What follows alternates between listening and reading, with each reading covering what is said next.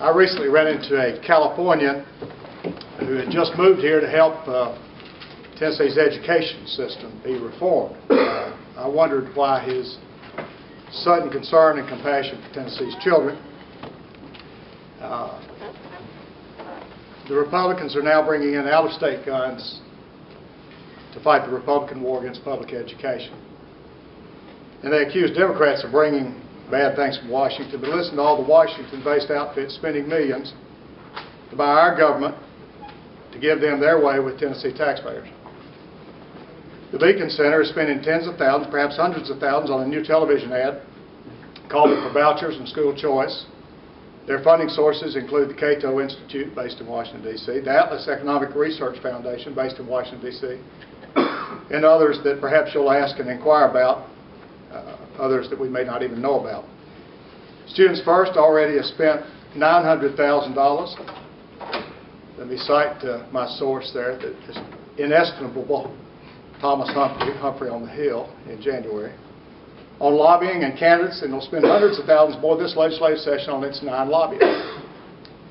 The American Federation for Children, funded by the billionaire former chair of the Michigan Republican Party, is spending $800,000 on television, cable, and radio ads. Associated Press. ALEC is spending millions and millions in pushes for school choice. K-12 Inc. has no fewer than 5 lobbyists and already admits spending as much as $200,000 lobbying for virtual schools. These out-of-state outfits want to pilfer, plunder, and profit from the privatization of public schools and the pickpocketing of public funds. This alliteration brought to you courtesy of Ed Cromer. Well, actually not, but I thought Ed would like it. I guess that's what I should say. I didn't want to leave it out for Ed. At least I got a smile out of him anyway. Last year in the Senate, of my 20 Republican colleagues, 18 of them did not have a child in public schools. You might want to inquire and see if the numbers are any better this year. I don't think they will be appreciably so. They had, quite frankly, no skin in the game.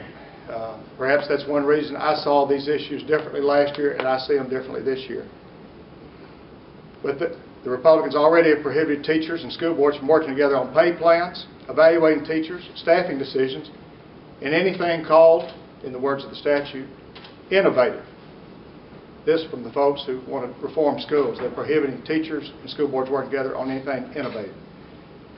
The Republicans now have taken ultimate authority over charters from local elected school boards and given it to political appointees in Nashville. The Republicans have taken millions of dollars from taxpayers, sent them through Union County to an out-of-state for-profit company which provides terrible education and test results that even the Commissioner of Education says, quote, are unacceptable, end quote. And now the Vultures want to do vouchers. The other night I got a call from someone who'd just seen a television ad, and I'm for all television ads made their numbers increase. I just wish it was a little different ads. Just seen a television ad urging school reform. The ad's appealing if you don't know the truth about what's happening. The ad charges, quote, for decades politicians were afraid to reform anything in education, end quote. It's a Beacon Center ad, and the ad shows 4 Tennessee governors, but the only one of the last 4 was Governor Sundquist. Had to go back to Governor Clement, Governor Ellington, Governor Blanton, and then Governor Sundquist. It skipped over and omitted Governors Alexander, McWherter, and Bredesen. Now, whether you like Governor Alexander or not, there's no question, but he tried to reform education. Remember Master Teacher, Better Schools, Career Ladder, STAR Project. Governor McWherter made huge reforms in education, including the BEP, the Sanders Model for Student Testing, school superintendents appointed by elected boards, school nurses, enhanced special education, alternative schools, reduced class sizes, 21st century classrooms with enhanced technology, and more. Governor Bredesen led Tennessee in the race to the top, and Tennessee became one of the first 2 states in the country to win race to the top funding for our reforms. He also expanded pre-K education, provided for professional development for teachers, school report cards, increased student achievement standards, and more. But if you like the ad's photos, and you do want to go all the way back to the days of Governor Clement, he served in the 50s and 60s. For poor children in Tennessee, free textbooks was a major reform. So which of 2 things are the ad writers? Ignorant or dishonest? Since the money's not from Tennessee, the ad writers probably aren't either, And the most charitable interpretation is they just don't know what they're talking about. But that's not all. The ad claims we need real reform that puts parents in charge so more families can put their children into good schools, scholarships, and school choice for K through 12 students. What the ad does not say is that our tax dollars will be taken from public schools, leaving us with one of two things: either worse schools with less funding or higher property taxes to replace lost revenues. And what are these good schools they're talking about giving our tax dollars scholarships to? Simply put, they're private schools. If it's school choice you want, ladies and gentlemen, we've already got that in Tennessee. Nancy and I had the choice to send our 3 sons to any number of public schools, private schools. That's legal in Tennessee right now. We've got governor schools, magnet schools, STEM schools, public charters, private schools, regular public schools like our 3 attended. And I know something about the quality of the education our boys got at what some would call regular public schools, and so do their college professors. And what's the reform that, quote, puts parents in charge, end quote? Nancy and I were in charge of our children's education. We had that responsibility and that opportunity. What we did not have was the right to siphon public money into private schools. What we did not have was public money without public accountability. What we did not have was the right to take Tennessee's tax dollars and put them in our friends' private pockets, take tax dollars for segregation academies, for sectarian schools, for schools that do not have to educate all races and creeds, or any needy or disabled students at all. Who benefits from the private pilfering of public funds? Who benefits from bad-mouthing our public schools? Our schools produce top 10 graduation rates on bottom 10 funding. Our students and teachers are doing their jobs a heck of a lot better than politicians are doing theirs. This is another battle in the Republican war on public schools. Vouchers may benefit vultures, but they take from our Tennessee taxpayers, and they leave our children and our state worse off. I'd be glad to respond to any questions you might have. Yes, ma'am. I've heard the Lieutenant Governor say that there are only 150 children in private school in Sullivan County. Is it a rural-urban fight, or? Well, I think when you have vouchers, you're going to see additional sectarian schools and segregation academies and other private schools are going to spring up. Obviously, it will boost the numbers in some of the other schools. I understand the argument that, well, this is limited to only certain schools and certain students. Of course, charters started out that way too. And as Charlie Curtis pointed out, I think in this very room the other day, we started out, we were talking about helping low-income children in very specific circumstances. Now we're talking about local school boards not even having any say-so anymore. As a practical matter, the school boards get a say-so, but they don't get to make the ultimate decision now. When the city of Memphis or Shelby County denies a charter school, they don't get the last word. It comes here to political appointees in Nashville, even now without the new legislation. Yes, sir. So folks like DeBerry and Harold Love just off the Democratic reservation here? I mean, they voted it out of committee. Well, I'll let my good friends John DeBerry and Harold Love speak for themselves. I'm not sure that Representative Love still feels the same way he may, and I have great respect for John DeBerry. I'm not telling you that every Democrat is opposed to it. I'm telling you that the vast majority of Democrats are opposed to this, and I think you'll see that as the votes go further along.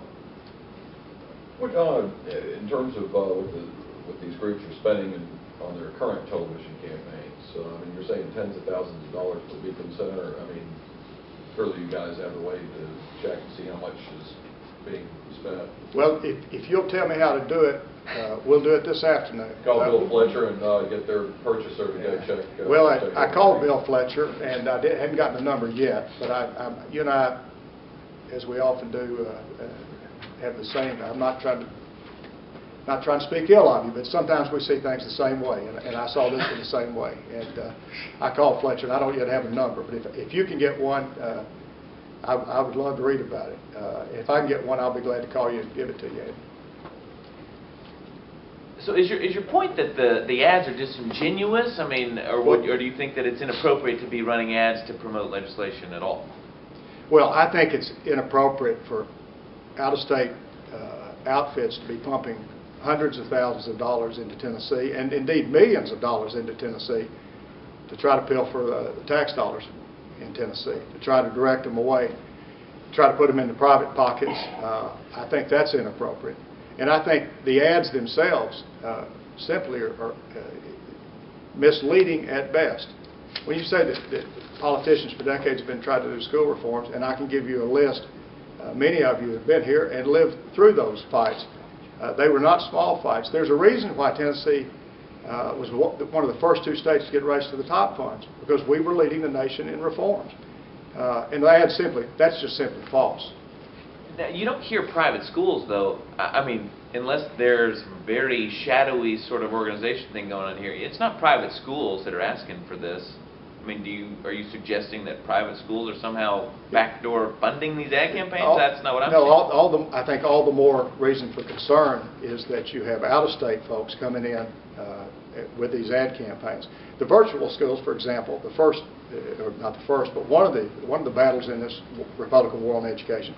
That money goes right through Union County. 96% of it keeps on going right past Union County, and that for-profit company gets more money for every child than any child is funded in Davidson County, for example, because of the difference in the funding formula. I mean, more money passes out of Union County than ever comes into Davidson County for each one of those children. And if they do what they claim they're going to do, and I'm not saying they will, but if they do what they claim they're going to do, you know how much each child gets in education and instruction from a teacher each month? They get 2 minutes a day. By their own accounting, when I went to their meeting and listened to them, they said, we'll give you 3 20-minute sessions a month, 60 minutes a month, 2 minutes a day. Now that's for the parent or the student. They don't both get it. That's what we're doing. The money's just, they're pilfering the pocketbooks of the taxpayers. And the children, the test results are appalling. When that's even from the test results that we know about that aren't changed. As you may have read recently or been a part of the stories on how they're changing test scores when the results don't suit them. But even the test results that we have seen are appalling. And there's no documented evidence that taking money out of public education is going to help school children. You can look where it's been tried in other states. This is not a new idea. They did it decades ago with terrible results. And that's where we are now. What about the children that get left behind? What about the public schools? What about the taxpayers who are either going to have to pay higher property taxes, or the kids are going to wind up with poor educations? Any reason to believe that there's going to be ads or money pumped into the other direction and that we could see some big... I don't have any reason to believe that. I think all the money to be made on this and all the hard ideology comes from the other side, from those that are pushing the change. I hope I'm wrong. I hope there are ads that counterbalance and that tell the truth about it, but I don't know of anything to that effect.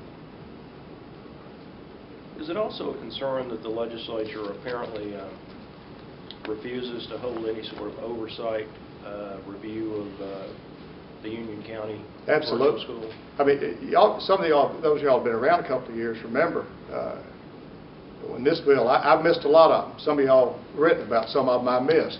But on this one, you could see it coming. When you read the legislation, it would have been presented as something that was going to let the local school board decide. When you read the bill, it could let any school board decide. And if one school board in the state approved it, then the money could go there. They could sign up kids all across the state.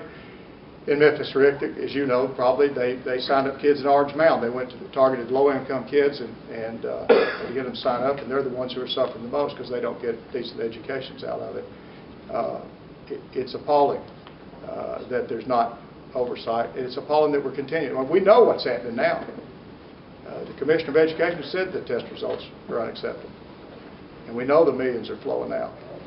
Other states have acted, but we're turning a blind eye to it right now. Well, I mean, the governor does have some legislation that they say with regard to K-12, that they say would straighten things out. Think too much of that legislation, or? And if you'll tell me the details, I'll tell you what I think about it. I've heard that there was some legislation, but I hadn't heard of anything that, at least on the reporting that I saw, made me think it was going to fix the problem, the underlying problem.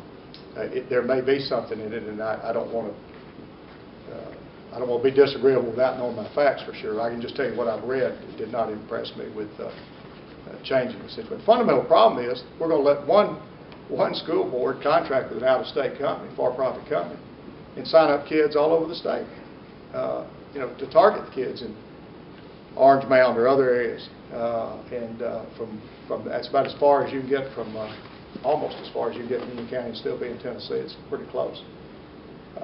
And the kids wind up with terrible educations or no education. Oh, they don't provide a school bus.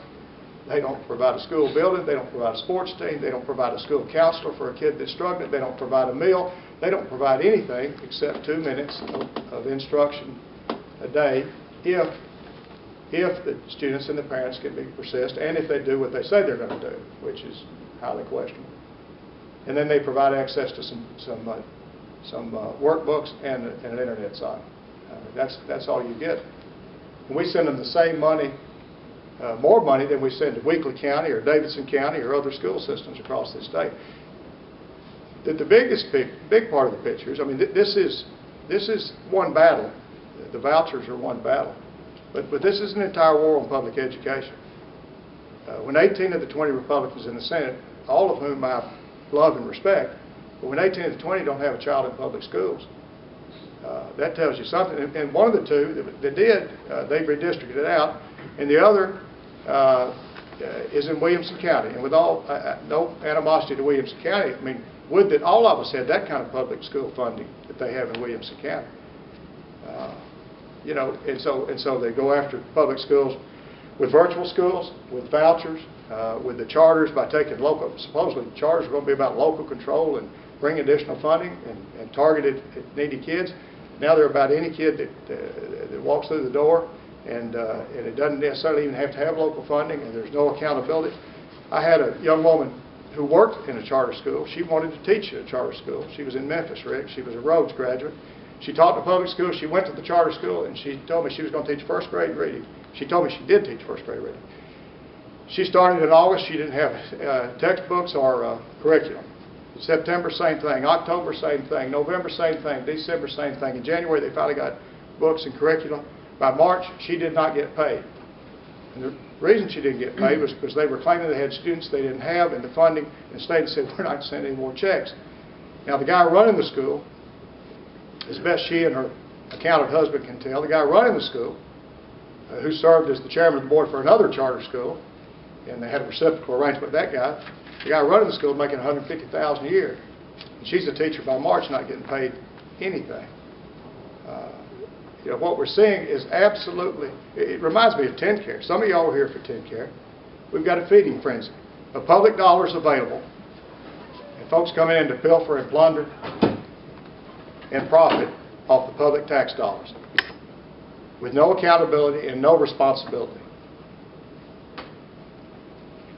Yes, sir. With the state continuously performing in the bottom 10 of all the states in the country when it comes to education, I mean, I understand you're upset with the war on public education, but maybe people in the state are tired of seeing Tennessee being ranked 45th, 46th in education. Depends on the area, depends on the test score. There are places where we rank like that. We were looking at one measure, national measure, writing, I believe it was 8th graders, 17th in the country. The reality is the students are outperforming the politicians. There's no two ways about it. You've got bottom 10 funding, and the students frequently excel well beyond that in Tennessee. Now, we've got a lot of low-income kids. We've got a lot of hurting kids. My sons went to school with some of them.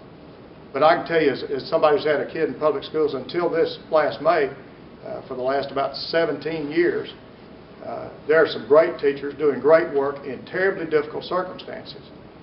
The students are outperforming the politicians by a long shot. I've got 3 boys right now that are all in college.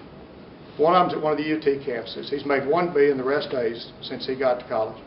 And the other 2 went to as fine a school as there is in the country. And they're not, I'm not telling you it's easy, but they're doing right well. And for 3 boys from Bredesen, Tennessee, in a public school with about somewhere between 2/3 and 3/4 of the kids free and reduced lunch kids because we're hurting so bad economically. My kids got a great education. Folks that are talking so bad about the public education system don't have kids in public schools. They don't know what they're talking about. Now, are there struggling places? Are there struggling kids? Are there struggling families? Absolutely. You know what, in Benton County, you know what the percentage of kids that are still in intact two-parent families right now? 0 right on up to 18, right up through 17. You know what percentage of those kids are in intact two-parent married families like they used to be? Less than 1 in 5. Less than 1 in 5. You put the combination of poverty and families being destroyed, what we ought to be doing is handing out awards to the teachers who go in there every day and deal with all the struggles that are taking place.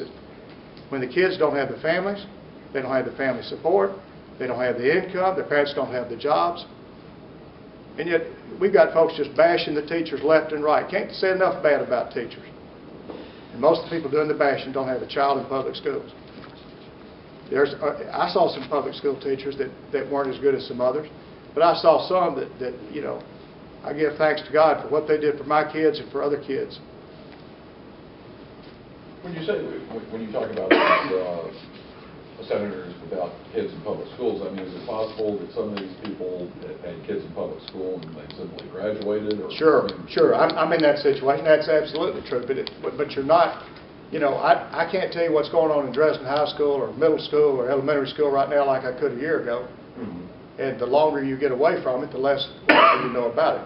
Doesn't mean you can't, you know, I mean, the Pope can have opinions about, you know, procreation and so forth. Doesn't mean he is experiencing it. It doesn't put him in an advantage that he doesn't, you know, isn't that situation? I don't think it puts them in an advantage. They don't have any kids in public schools, that their kids have already gone and out of it. Doesn't mean they can't speak to it. But, you know, the main proponent of vouchers, quite frankly, is a great guy. But he not only doesn't have kids in public schools, he doesn't have kids in schools anywhere. He doesn't have any kids. And with all due respect, it gives you a little different perspective if you've had some kids in public schools.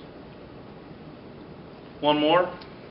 I was curious about the private schools. A lot of first-rate private schools, Harpeth Hall, MBA, something like that. Would they take the $6,000 a year for a student? That's a great question. I know in some other states, I can't answer that, and they'd have to answer for themselves, but I can tell you this, in some other states where they've tried vouchers, the private schools, the best private schools, wouldn't take the lowered amounts. I know that's happened in some places. At least I read in the media that that's the case. I'll be glad to visit with any of you. I appreciate y'all taking the time. I miss seeing you guys, some of you more than others, but glad to see you. Drew, I think the Tennessean actually did a story where they quoted some folks from Harpeth and You want me to read the Tennessean? Well, you don't have to, but I'm just saying. No, I'm just kidding. I do. And this green